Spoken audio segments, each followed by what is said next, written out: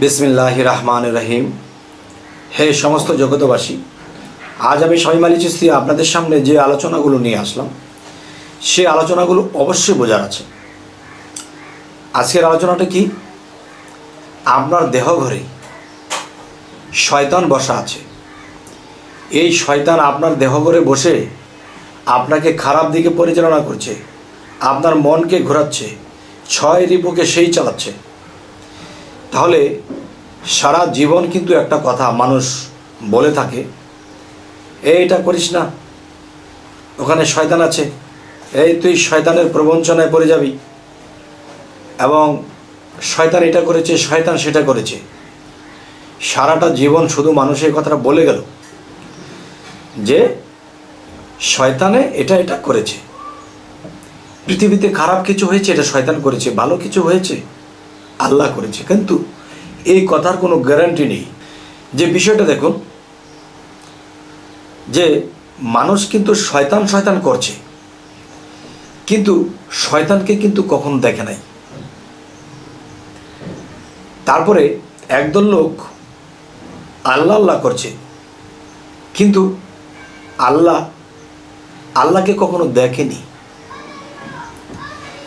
তাহলে শয়তান পৃথিবীতে আছে, শয়তানকে কোনোদিন দেখেনি, শয়তান করছে। শয়তান কিন্তু খুশি হচ্ছে, আমাকে দেখুক না দেখুক, আমার নামটা তো নিচ্ছে। এবং আল্লাহ তো বলে যে আমাকে দেখুক বা না দেখুক, আমার নাম তো নিচ্ছে। তাহলে শয়তানের নামও নেয় না বুঝিয়া, আল্লাহর নামও নেয় না বুঝিয়া। এখন কোন বুঝে আমরা মানব? ইমানে মুফাসসাল, কালেমায়ে ইমানে মুফাসসালের মধ্যে বলা হয়েছে, কালেমা ইমানে মুফাসসালের মধ্যে যদি আমরা যাই তাহলে পাওয়া যায় কি? বিস্তারিত দেহ বিশ্বাস, যা দেখিয়া শুনিয়া বিশ্বাস করা। ইমানে মুজমাল, না দেখিয়া বিশ্বাস করা। তাহলে ফরজে গণ্য হয়েছে দেখিয়া শুনিয়া বিস্তারিত বিশ্বাস, যা ইমানে মুফাসসালের মধ্যে বলা হয়েছে, এবং এটা ফরজে গণ্য করা হয়েছে।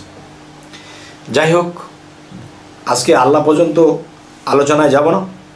আজকে আলোচনায় যাব যে মানুষ বলে থাকে শয়তান এটা করেছে, শয়তানে সেটা করেছে, শয়তানের কিন্তু বলেই যায়, শয়তানকে কখনো দেখলো না এবং শয়তানের বিচারও কখনো করতে পারলো না। কারণ যেই জিনিস দেখা যায় না সেই জিনিসের বিচার কী করে করবে? তবে আজকের মূলে বিষয় হলো কি জানেন, যে মানব দেহটার মধ্যে শয়তান বসত করে এমন একটি জায়গা আছে।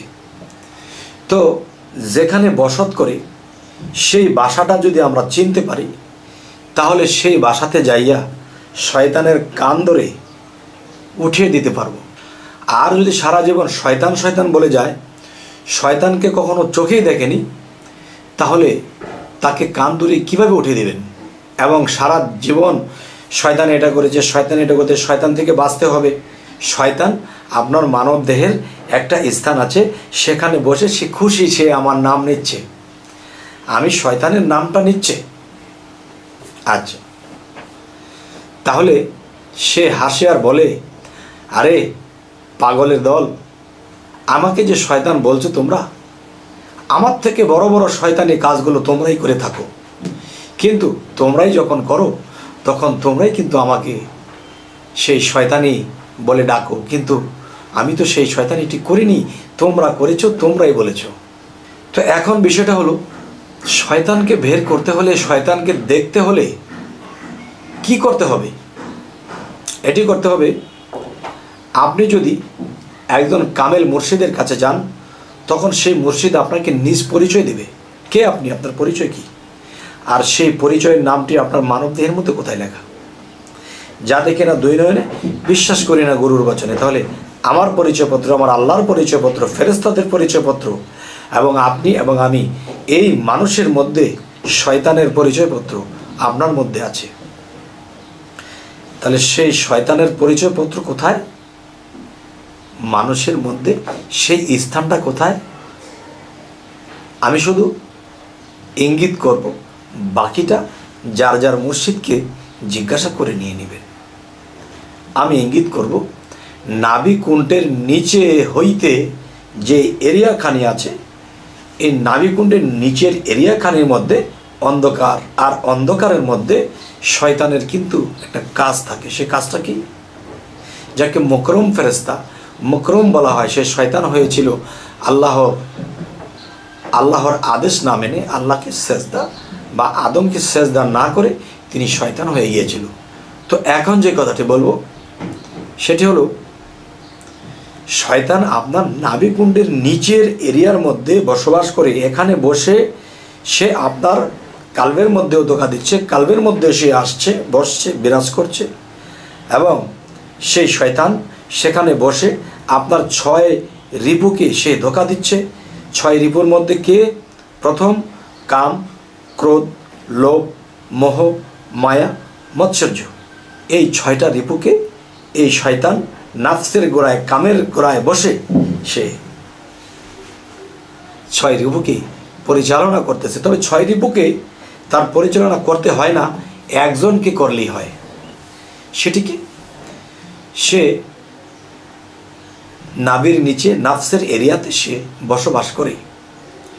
যদি কেউ কোনো মুর্শিদের কাছে যায় এবং যাওয়ার পরে তার মুর্শিদ যখন তাকে সাধনা দিয়ে দেবে, সেই সাধনাগুলো নিয়মিত টাইম টু টাইম করতে করতে করতে করতে করতে করতে কোনো একদিন দেখবে সেই শয়তান আপনার কাছে এসে আত্মসমর্পণ করবে আর বলবে, হে বাবা, তুমি এতই সাধনা করেছো, এতই মানত, এতই মেনেছ, শেষে তোমার মুর্শিদের দেওয়া সাধন করেছ,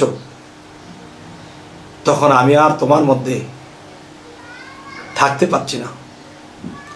তখন সেই শয়তান যখন সামনে আসবে তখন তাকে দেখবেন, দেখলে পরে দেখবেন যে আসলে যাকে শয়তান বলেছি সে কিন্তু আল্লাহর ডিউটি করে, আল্লাহর হুকুম সে পালন করে, সে অন্ধকারকে পরিচালনা করে, আর আল্লাহ আলোকিতকে পরিচালনা করে।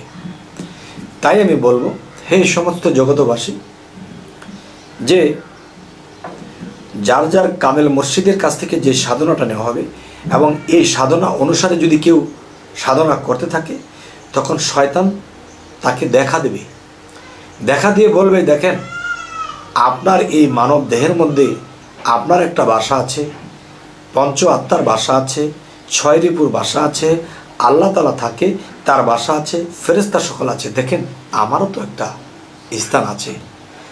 আমাকে যদি আপনি বিতাড়িত করে দেন, তাড়িয়ে দেন, তাহলে আপনার মধ্যে যে কিছু ডিউটি আছে সেই ডিউটিগুলো অফ হয়ে যাবে। আর অফ হয়ে গেলে আপনার দ্বারা কোনো সৃষ্টি বা কোনো জন্ম হবে না। যার ফলে আমি আপনার কাছে আত্মসমর্পণ করেছি, আপনাকে ডিস্টার্ব করব না, বরঞ্চ আপনার মাঝেই আমি থাকব, আপনার কথা মেনেই আমি চলব। তাই একটি কথা আছে, হযরত মুহাম্মদ সাল্লাল্লাহু আলাইহি সাল্লামকে সাহাবাগণের মধ্যে কেউ জিজ্ঞাসা করেছিলেন, হুজুর, আমাদের মধ্যে যে শয়তান আছে হুজুর, আমরা তো মানুষ, আপনিও তো মানুষ, আপনার মধ্যে কি শয়তান নেই? হ্যাঁ হ্যাঁ, আচ্ছা আছে। তাহলে আমার শয়তানকে আমি আল্লাহর সাধনা দ্বারা তাকে আত্মসমর্পণ করিয়েছি, আমার শয়তান মুসলমান হয়ে গেছে। এখন তোমরা তোমাদের শয়তানকে আত্মসমর্পণ করিয়ে মুসলমান বানিয়ে নাও, তখন আর কোনো সমস্যা থাকবে না। এক সময় শয়তান তোমাকে পরিচালনা করেছে, এখন থেকে তুমি শয়তানকে পরিচালনা করবে, যা বলবে সে শুনবে এবং তোমাকে পরিচালনা করবে আল্লাহ, আর তুমি পরিচালনা করবে শয়তানকে। আর শয়তান যদি আয়ত্ত হয়ে যায়, তখন শয়তান পরিচালনা করবে সেই 6 রিপুকে, আর 6 রিপু পরিচালনা করবে 10 ইন্দ্রিয়কে। তখন কি হবে? আপনি সূক্ষ্ম রাজ্যে চলে গেলেন, প্রেমের রাজ্যে, ভাবের রাজ্যে, একজন মানুষ সাধক রাজ্যে, সাধুর রাজ্যে, সুফিদের রাজ্যে আপনি প্রবেশ করলেন। তখন এই পৃথিবীতে যতদিন বাঁচবেন আর কোনো ভয় নেই। আল্লাহ কি বলেছে? যারা আমার পথে সাধনায় আত্মনিয়োগ করে আমি তাদেরকে পরিচালনা করি। সূরা সাফফাত এবং সূরা ইসরা। যাই হোক, এই সমস্ত জগতবাসী, আজকের যে আলোচনাটি আপনাদের সাথে করলাম, আমি আপনাদেরকে কি বোঝাতে পারলাম জানি না, এই অধমের কি সাধ্য আছে। তবে আল্লাহ যতটুকু বলায় অতটুকুই বলার চেষ্টা করি। তবে সামনে আপনাদেরকে যেন ভালো ভিডিও এনে দিতে পারি। যারা নতুন আছেন অবশ্যই সাবস্ক্রাইব করে নেবেন, পরবর্তীতে যেন ভালো আলোচনা এনে দিতে পারি। তো সকলেই ভালো থাকবেন। আল্লাহ হাফিজ।